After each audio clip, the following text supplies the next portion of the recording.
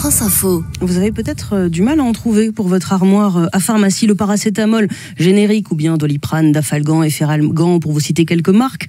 Depuis plusieurs semaines, depuis cet été en fait, les livraisons sont irrégulières en pharmacie. Alors Anne Le Gall, l'agence du médicament, en appelle aux pharmaciens, aux soignants et aux patients. Oui, et ces livraisons irrégulières s'expliquent par des difficultés dans la chaîne de production de ce médicament utilisé contre les douleurs et la fièvre. Sachets, comprimés, sirops, nous ne recevons plus le paracétamol sous toutes ses formes habituelles, ni avec tous les dosages, explique Philippe Besset, président de la Fédération des pharmacies d'officine. Pour pouvoir satisfaire la demande des patients sur tout le territoire, les professionnels ainsi que l'ANSM, l'agence du médicament, viennent donc d'établir de nouvelles règles pour les achats de paracétamol sans ordonnance. La délivrance est désormais limitée à 2 boîtes et pour les achats sur ordonnance, le pharmacien peut éventuellement vous délivrer une quantité inférieure à celle qui a été prescrite. L'agence du médicament demande par ailleurs aux Français de ne pas constituer de stock de paracétamol en l'absence d'un besoin immédiat. Anne Le Gall pour ces précisions et tout cela on en parle avec notre invité. Bonjour Pierre-Olivier Variot. Bonjour madame. Président de l'Union de syndicats des pharmaciens d'officine. Vous êtes vous-même pharmacien à Plombières-les-Dijon. C'est en Côte d'Or. Merci d'être avec nous sur France Info. Que l'on comprenne bien, quand on parle de tension d'approvisionnement, est-ce que ça veut dire qu'il y a des officines où il n'y a plus du tout de paracétamol, où ce sont des variétés qui manquent, certaines marques? Comment ça se passe ? Alors non, ça ne veut pas dire qu'il n'y a plus du tout de paracétamol dans certaines officines. Ça veut juste dire que pour certaines formes, on est contingenté. Pour d'autres formes, on a une rupture qui va être de quelques jours et puis on va pouvoir en recevoir après. Et donc c'est juste un approvisionnement qui est un peu plus chaotique. Quand vous dites... Il n'y a pas de pénurie, on l'entend bien, Pierre-Olivier Variot. Quand vous dites pour certaines formes, on est en rupture et pour d'autres, on est contingenté, ce sont quelles formes ? Alors par exemple, là où on est contingenté fortement, ce sont sur certaines formes pédiatriques. Les sirops par exemple, on est limité à 1 carton par mois d'approvisionnement. Parfois on a besoin d'en avoir plus, donc il faut qu'on jongle avec d'autres marques, avec d'autres formes pour des enfants, éventuellement donner des gélules pour un enfant qui est avec un poids inférieur à une trentaine de kilos, si vous voulez, mais pour qui on pourrait donner une seule gélule par jour, si tant est que cet enfant puisse avaler une gélule, ce qui est peut-être parfois un peu plus compliqué qu'un sachet ou que du sirop. Mais il y a des tensions d'approvisionnement. Aujourd'hui, pour l'adulte, il n'y a pas de souci, parce qu'on arrive toujours à trouver une forme ou une autre qui va aller. Alors après, il ne faut pas me demander le goût fraise ou le goût citron, parce que ça, je ne pourrais pas forcément faire. Mais par contre, avoir une forme qui est adaptée à l'adulte et qui va permettre de la prise en charge, oui, très bien, ça on y arrive. Quant aux mesures qui ont été prises par la ANSM, c'est des mesures de bon sens, des mesures qu'on avait déjà prises au moment de la crise Covid, pour essayer de ne pas appauvrir et augmenter encore plus les ruptures et les tensions d'approvisionnement. Et c'est ce que j'allais vous demander, Pierre-Olivier Variot. Effectivement, on s'en souvient au début de la crise du Covid, cette limitation des ventes de paracétamol. Comment ça s'est passé ? Comment ça se passe avec les patients ? Ils comprennent quand ils viennent en pharmacie ?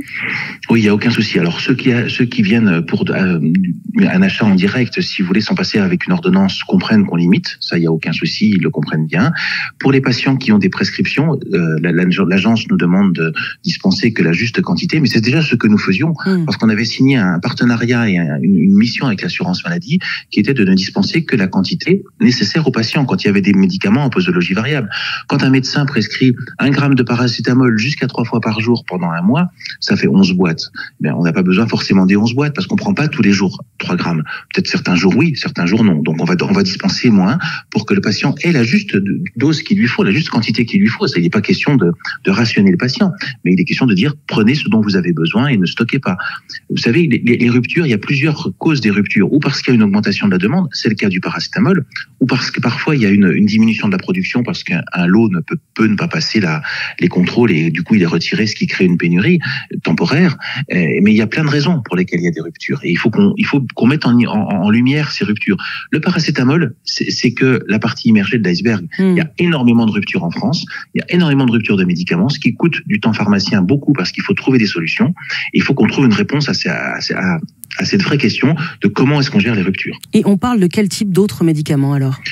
Mais ce sont tous les médicaments, des anticancéreux, des anti-hypertenseurs, des antidiabétiques. Tous les médicaments sont touchés Alternativement, ça tourne, ce ne sont pas tout le temps les mêmes, mais on parle aujourd'hui de près de 2500 molécules de 2500 médicaments qui sont en rupture, et ça a plus que doublé depuis le début de l'année. Avec des facteurs multiples qui créent ces tensions d'approvisionnement. Exactement, tout à fait. Alors que faudrait-il faire selon vous ? Alors l'ANSM commence de regarder et met en place ce qu'on appelle des médicaments d'intérêt thérapeutique majeur, qui vont, ces médicaments, être là pour avoir un stock minimum qui va être basé en France ou en Europe, très vite mobilisable, et les industriels vont s'engager à avoir ce stock-là, et avec des amendes. Je ne sais pas si vous avez vu récemment dans les projets de loi qui circulent, l'amende peut être terriblement majorée. Donc ça va être une chose, et puis qu'on mette de la lumière, de la transparence sur le circuit du médicament. Je vais vous prendre un exemple. Aujourd'hui, on a le médicament qui est le moins cher d'Europe.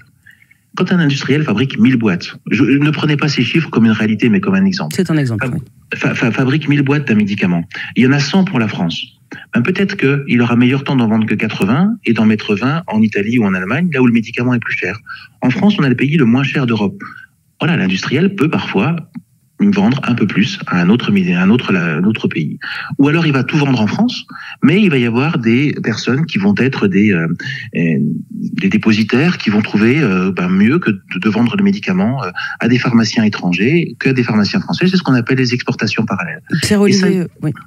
Et ça existe, et ça appauvrit le marché français, et ça met en danger l'accès aux soins des patients. Pierre-Olivier Varion, on entend cet appel sur France Info. Pour revenir au paracétamol, à cet appel à limiter la vente de boîtes par patient, la prescription aux besoins immédiats, les auditeurs de France Info vous écoutent. Je ne sais pas si le paracétamol, c'est le médicament la molécule que vous vendez le plus en officine. Une des plus, oui, tout à fait. Quel conseil vous pouvez leur donner à nos auditeurs ? De respecter ce que la MSM dit, ne pas stocker, prendre ce dont vous avez besoin. Il n'est pas question de vous rationner plus que ce qui est normal de le faire, mais ne stockez pas, prenez ce dont vous avez besoin et venez plus souvent nous voir, on sera ravis de vous recevoir et de vous conseiller. Merci beaucoup Pierre-Olivier Variot, président de l'Union de syndicats des pharmaciens d'officine, l'USPO pharmacien en Côte d'Or. Merci d'avoir répondu à notre invitation sur France Info.